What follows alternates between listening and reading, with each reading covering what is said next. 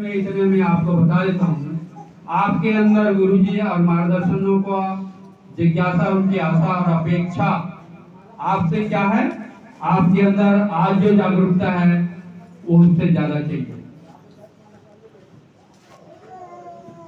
आपको जो जागरूकता है, जो कार्य ढंग से बोलते, सुनते, उड़ते, बैठते हैं, उससे और तरक्की चाहिए। यह सिद्ध हुआ है। अभी मैंने सुना पूर्व वक्ताओं का, सभी का लय, सभी का दिशा और सभी जिसने भी कुछ भी बोला, अनुभव बताया किसी ने, लेकिन सबका एक ही निष्कर्ष निकाला कि आपके अंदर जागरूकता की जरूरत और अधिक चाहिए। यह स्पीड सही नहीं है, बहुत स्लो और तेजी चाहिए। ये मार्गदर्शन इस ओर संकेत करता है, संदेश देता है कि आप जागरूक होकर कार्य करें और अपने जीवन में, परिवार में सुधार लाएं। है कि नहीं? ये ऐसा करने का ये मैसेज जाता है हम सबको। ये वाजिब में मुझे भी लगा कि वाजिब हमारे अंदर कितना कमी है, और हम एक सेवा के सेवक है। सेवकों के बोलते हैं ना, कपड़ा हमने नया लाया, पुराना भी हो गया, अब फटने की भी पारी आ गई, तो हम उतना जब तक पहनते हैं जब तक हमारा शरीर का मर्यादा रख सके वो कपड़ा। सही बात है कि नहीं? तब तक पहनते हैं, उसको फेंकते नहीं है।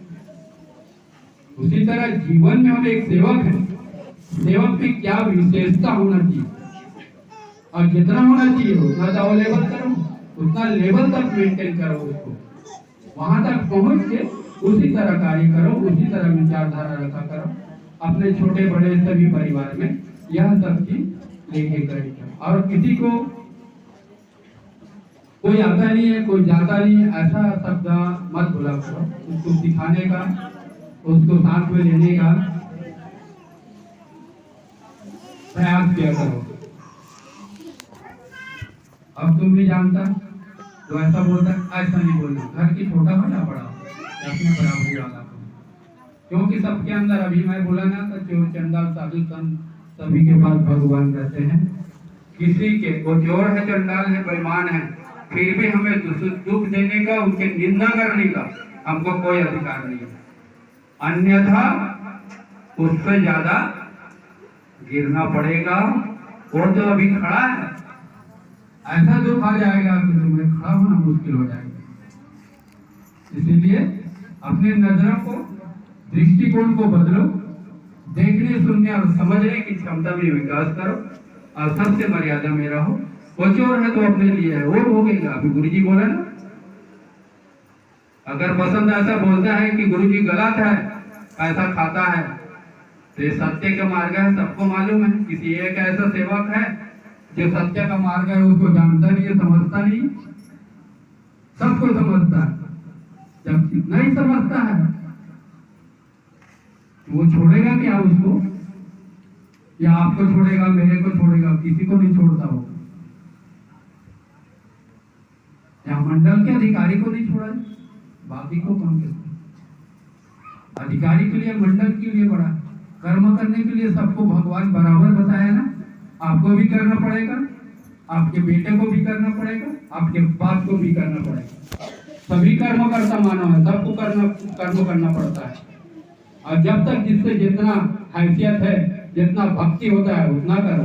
ऐसा नहीं है मैं जवान हूँ तो मेरे बराबर करो, ऐसा नहीं है। बच्चा नहीं कर सकता बराबर, ना बुजुर्ग नहीं कर सकता बराबर। अपने अपने हित के, अपने अपने लायक काम करो। और सबका महत्व है, सुई का भी महत्व है, तलवार का भी महत्व है। अपने अपने जगह में सबको बराबर काम करता है।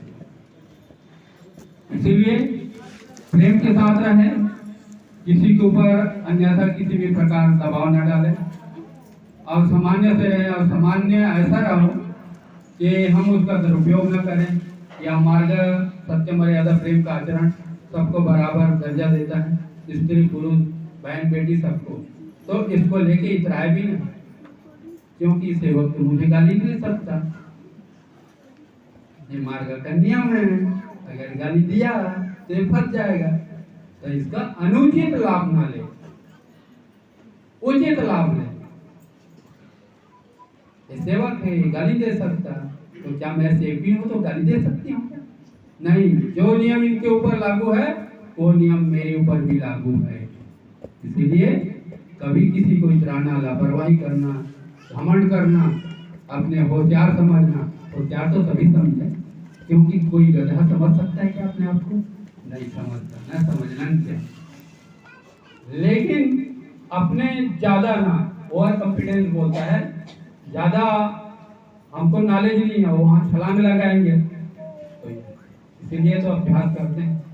हमारे बॉर्डर में आज हम यहाँ अच्छे बातें कर रहे हैं, हमारे भारत देश के चारों तरफ बॉर्डर में दिन और रात सिपाही, और उन लोग अभ्यास करते हैं। हम उनके जूते को लेकर के चल नहीं सकते, भागना तो दौड़ की बात है। 5-5 किलो का जूता है उनका, और उसको पहनते हैं, आप बैग रखे रहते हैं, सारी जीवन का और सारे सामान रहता है, उसमें बैठ सकता है, सो सकता है, सब प्रकार से वो फैल सकता है, तंबू बना लेता है, रात में रहने के लिए रात ड्यूटी करेगा, सब बन जाता है।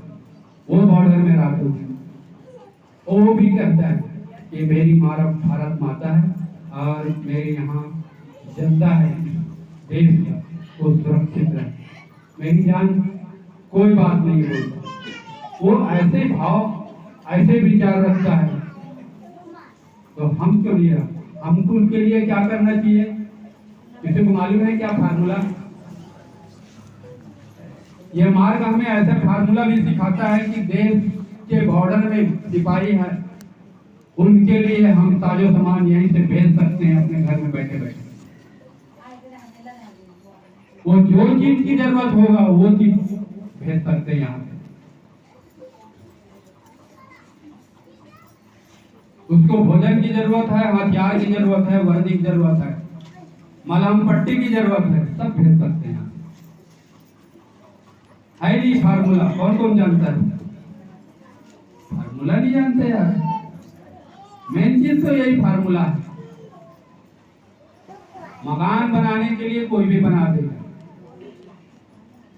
काला गड्ढा खोद दिया, डीपीसी लगा दिया, उस पर ईटा जोड़ने वाला नाड़ी भी जोड़ेगा, लेकिन कालम गड्ढा को नाड़ी नहीं बना सकता, राड को लगा नहीं सकता, डीपीसी लगा नहीं सकता। खिलाड़ी ही आदमी खेल खेलेगा। ऐसे ही इस मार्ग में जो भी आता है सेवक सेवकी, वो खिलाड़ी बन जाता है। यहाँ हम घर में बैठे बैठे, शाम के प्रार्थना है ना, भगवत प्राप्ति के लिए निष्काम कर्म योग साधने के लिए 4 तत्व की पढ़ाई करते हैं, उनका पालन करते हैं। अगर